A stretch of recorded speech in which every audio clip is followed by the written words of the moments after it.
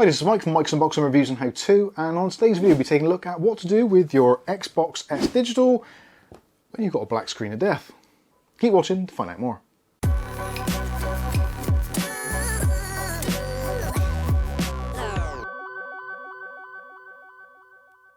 Okay, so in today's video we'll be taking a look at how to fix the black screen of death problem with your Xbox Series S Digital. This is actually something which has happened to me today. I've tried using the Xbox in another room on a different television and plugged it in here on a computer monitor, and I've got no output. Now it's a very easy fix. All you need to do is to press and hold the Xbox button and also the sync button. Hold both of those in until you hear the startup noise twice, then release it, and then you can either go into the safe mode menu or the console will reboot with a reduced resolution, which is basically how you fix it. You can then go into system settings, choose your monitor resolution, and everything should be a-okay.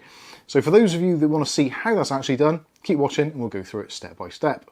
So first, in preparation, just to make sure you haven't done anything daft, which potentially you might have done, but take out the HDMI plug and also from the monitor.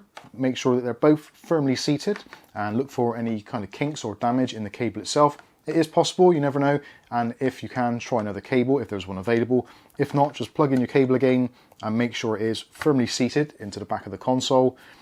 Also, what you're going to want to do before you actually do the process is, if the console is powered on, power it down however you can. If for some reason you can't power it down, then just take your power cable and remove it from the console and leave it disconnected for a minute or so just to let the console completely discharge. Once you've done that, you can happily go along and plug your power back in, and then we can start on the next part of the process. So on the front of the console, this is the Xbox S Digital. Now obviously you don't have an optical drive. Normally you'd press the eject button and the power button, but we don't have that. So they've made it so on this device you press and hold the sync button, which is down here next to the front USB port, and also the power on button, which is the Xbox button here.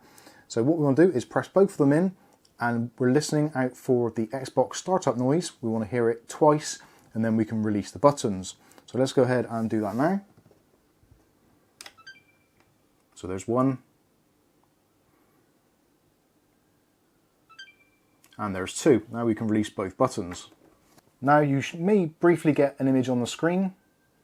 Yep, so there we go. It's a very jaggy image, but that should be absolutely fine. So now that is reset the HDMI output to its low resolution. So now you can press the start button and the console will turn on and do its normal boot process.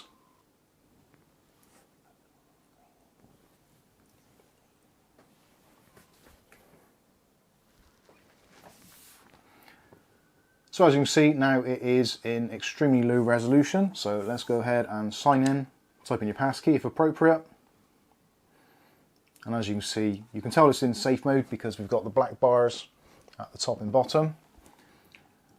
So now what we can do is go into settings. So choose your settings cog. And in general, go down to TV and display options. And as you can see there, it says resolution 640 by 480. So basically you just want to change that to whatever is suitable for your particular device. We're limited to 1080p on this device because it's an older 27-inch TFT screen, so we'll choose 1080p. It will then choose that resolution and it gives you the option. If it looks good, then you can just choose OK. If it doesn't, obviously you can choose another resolution. So choosing yes, and there we go. We are back into our regular resolution, so we can use the monitor as intended. So there we go, pretty simple, pretty straightforward, and we'll get hopefully your screen back up and running. Hopefully this video has been useful. If it has, smash the like button. Don't forget to subscribe if you want to see more content like this. If you've got any further questions or this hasn't worked out for you, then please let us know in the comments section below, or you can reach out to us, mike@mikesunboxing.com, or join our Discord chat. But I think that's going to pretty much wrap this one up. I've been Mike, this is Mike's Unboxing Reviews and How To, and hopefully we'll catch you in the very next video. Thanks for watching.